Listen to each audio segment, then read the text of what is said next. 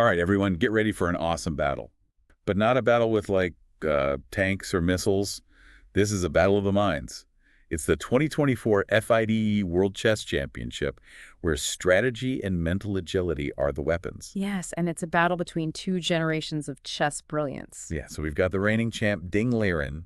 He's a master strategist. He's known for being super precise. And he's going up against the 18-year-old prodigy, Gukesh. Gukesh is really shaking things up.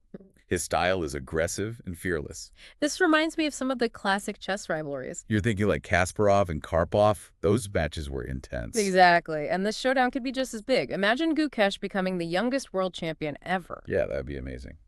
Okay, but before we get ahead of ourselves, let's set the stage. They're playing at Resorts World Sentosa in Singapore, and the dates for November 25th to December 14th. Yeah, and it's not just a quick match. It's a best-of-14 games format. 14 games. Oh, my goodness. That's a marathon. To win, you have to get to 7.5 points. I would be exhausted after just one game. Forget 14. It's truly remarkable how focused they have to be. Okay, so speaking of focus, can you break down the time control for each game? I know there's like a whole system, right? Yes, absolutely. Each player gets 120 minutes for the first 40 moves. This is like the opening phase. They're setting things up and planning their attack. Okay, so they have some time at the beginning to just feel things out, but then it gets more intense. Exactly.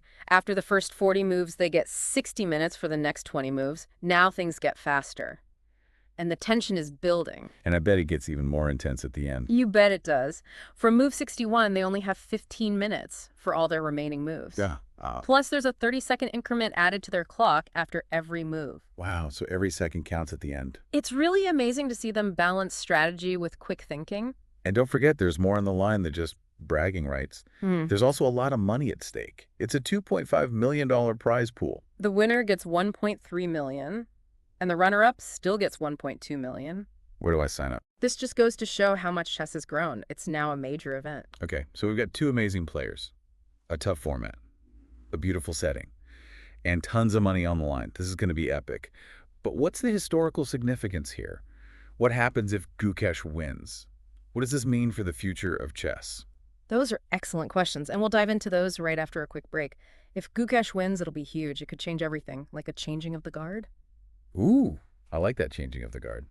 So you're saying Gukesh's style could become the new standard? Exactly. Gukesh is part of a new generation of chess players. They've grown up with all this technology. They can use chess engines and play online all the time. It lets them analyze tons of games and get really good. Yeah, it's like they're playing at warp speed compared to the old days. They're not afraid to try new things and take risks. They're not stuck in the old ways of thinking. So if Gukesh is the new wave, what does that make them? Ding, is he like the old guard, the defender of tradition? That's a great way to put it. Ding has a more classical style. He's very patient and strategic. So it's like a battle between two different philosophies.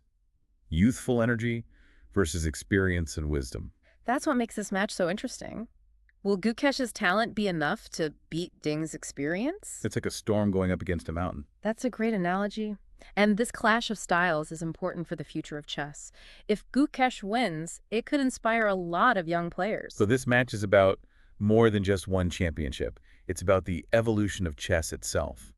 And technology is also playing a big role in this evolution. Chess is becoming more accessible to everyone. Okay, I'm totally hooked. But for our listeners who want to watch, how can they see it? You can watch the whole thing online. It's on FID's YouTube and Twitch channels. That's great, so anyone can watch. It's like having front row seats from your own home. And as you watch, pay attention to more than just the moves. Watch their faces and how they react to the pressure. It adds a whole new level to the game. It's not just about moving pieces. It's a mental battle. But this clash between youth and experience, it makes me think about other areas of life, too. Oh, what do you mean? Well, we're seeing young people challenging the old ways of doing things everywhere. In technology business, even the arts. Yeah, I see what you're saying. It makes me wonder if this chess match is a sign of a bigger shift. Maybe skills like strategy and mental agility are becoming even more important. That's an interesting thought.